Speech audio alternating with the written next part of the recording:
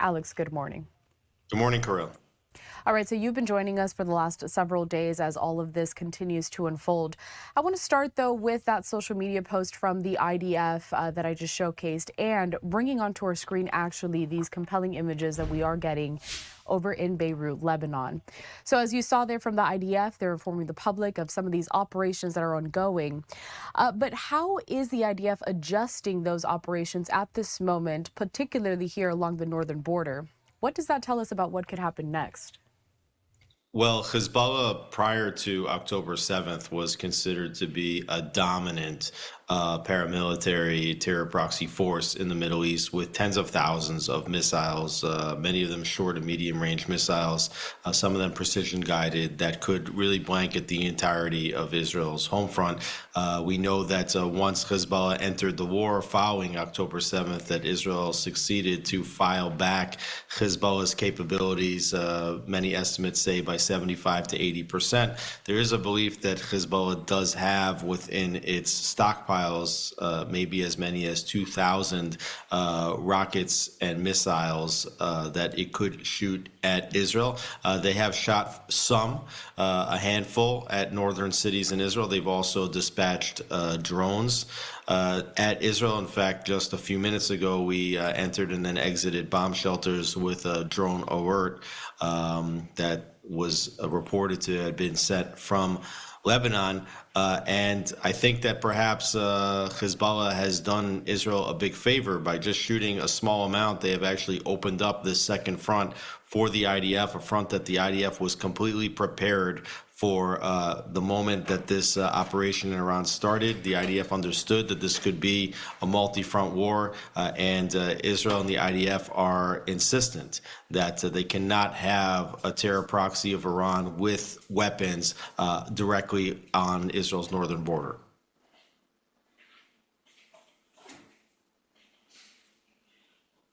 Excuse me there. I also want to turn now to a social media post from Prime Minister Benjamin Netanyahu. It's quite lengthy, but in part, he starts off by saying the Tehran terror regime fires on civilians and we fire on the Tehran terror regime to protect civilians. We embarked on this campaign to remove existential threats and to create the conditions for the brave Iranian people to cast off the yoke of tyranny. That day is near, and when it arrives, Israel and the United States will be there. Going off of some of these comments, Alex, in the past 24 to 48 hours, what decisions from the Prime Minister and the Security Cabinet have most shaped the direction of this war? Well, I think that the first was to decide that in the early moments of the war to target the regime itself, that Ali Khamenei would not be the last target in this war, but would be the first target in this war, him together with 40 of his closest top advisors. I mean, this gives the conditions for the Iranian people to change their government direction after 47 years since the Islamic Revolution of 1979. You know, it's ironic because people thought that if Israel would launch this attack, that Israel would be freed from the threat of nuclear weapons and ballistic missiles, and that is certainly true. But the ones that stand the most to gain from Israel and the United States' joint attack against Iran is actually the Iranian people, who themselves have been held hostage by this terror-sponsoring fanatical regime. Just bringing back these images, that smoke there in the distance. Again, if anyone is just joining us here, that is out of Beirut, Lebanon. The IDF launching simultaneous strikes in Tehran and Beirut. Alex, Israeli officials, what are they signaling when it comes to this entire situation here, this confrontation? Is it more limited, contained? Are you hearing any indications that preparations are currently being made for a broader attack in the coming days? Oh, absolutely. The IDF is preparing to, not preparing, they've launched the broadest attack in the history of the Air Force and Israel's military history already from day one. They continue to do that. All signals from the Trump administration are that the actions inside Iran are only going to intensify.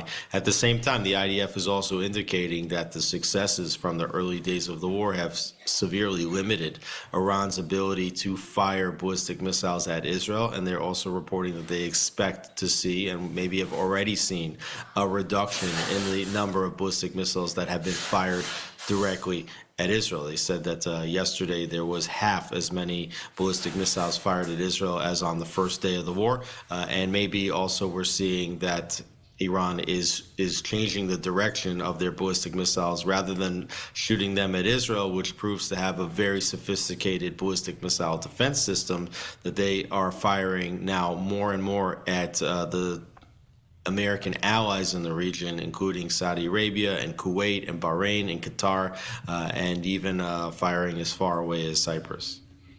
And Cyprus, actually, we just got that live image. I do believe we have it here on the screen. I'm going to ask my producer, Kima, is this Cyprus that we just routed in?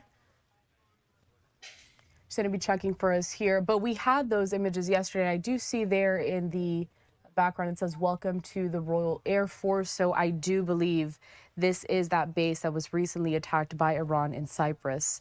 A couple of other live images that we also have, this one coming out of Tel Aviv in Israel.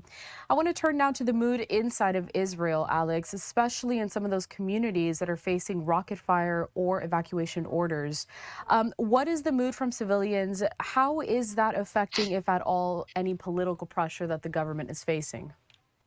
Well, on the one hand, certainly tension, and anytime that you have to be on high alert and you hear air raid sirens, it causes anxiety, and people are running, to the shelters, several times a day still. But at the same time, there is a bit of a festive mood in the country. Today is actually a Jewish holiday. It's the holiday of Purim, and ironically, it's the holiday of a story 2,500 years ago where a Persian ruler named Haman wanted to destroy all of the Jewish people. I mean, it's read in the book of Esther, and the Jewish people read that book of Esther today, and it is a holiday of joy, dressing in costumes, after the Jewish people fought back very triumphantly against this Persian ruler named Haman, and there is no greater symbolism here. It's seeing how Israel knocked out a Persian leader named Khamenei, almost the same name in Hebrew, and so you see a lot of joy actually over this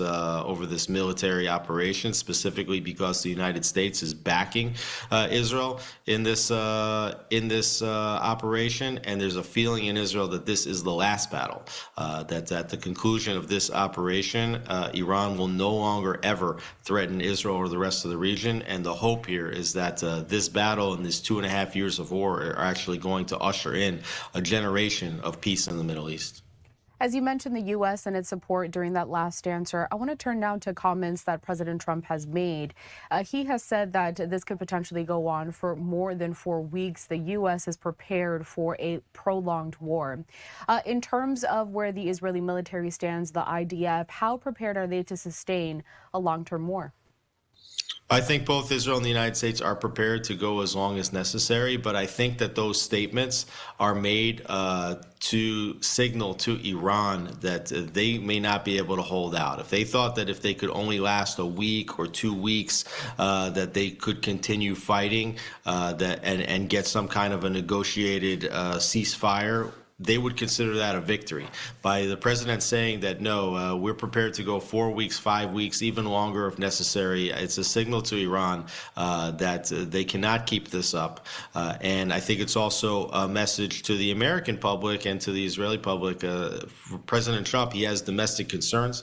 He doesn't necessarily want a long war. If he thinks this war is going to last 2 weeks, he's probably telling the American public it can last 4 or 5 weeks, so that if it does last only 2 weeks, he can turn around and see and tell the American public, see, I told you it would take 4 or 5 weeks and it only took 2. So it's all about setting expectations, both for the domestic audience, both for the Iranian audience. But yes, I mean, in terms of physical military power, both Israel and the United States have the capacity to go at this for as long as it takes.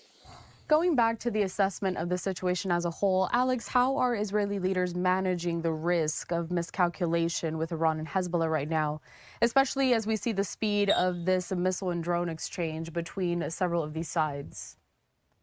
I think that Israel and the United States are prepared for any and all retaliation. I mean, as much as the fact that Iran could potentially have some kind of a dirty bomb or a chemical weapon, these are all taken into account. And in fact, the more serious the danger, the more urgent the need to take out this regime and its military capacity. Because, as the Prime Minister said on Sean Hannity's program on Fox last night, that the Iranian regime was ramping up its production of ballistic missiles and was also producing them deeper and deeper underground.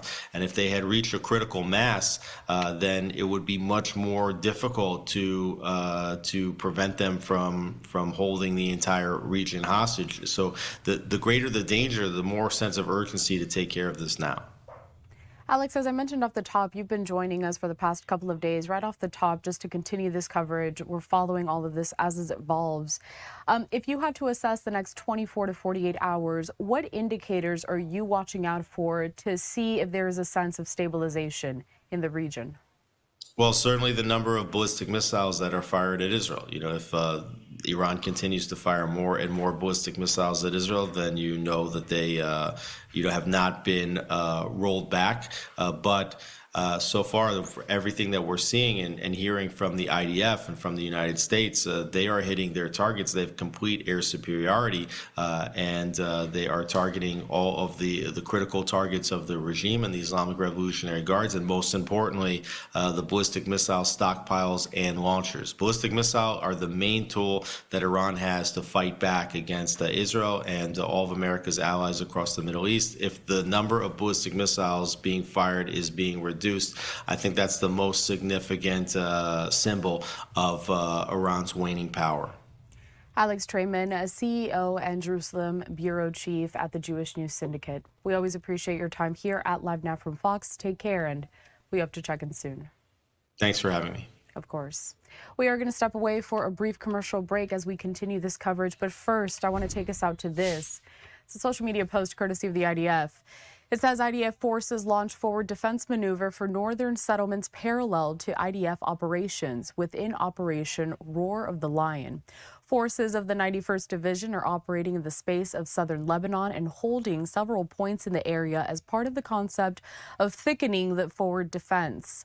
The IDF is working to create an additional layer of security for the residents of the north through extensive strikes on infrastructures of the Hezbollah terrorist organization in order to thwart threats and prevent attempts to infiltrate the territory of the State of Israel.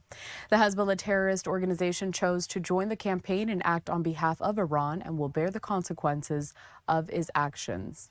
The IDF will not allow harm to the civilians of the State of Israel and will continue to act by all means to protect them.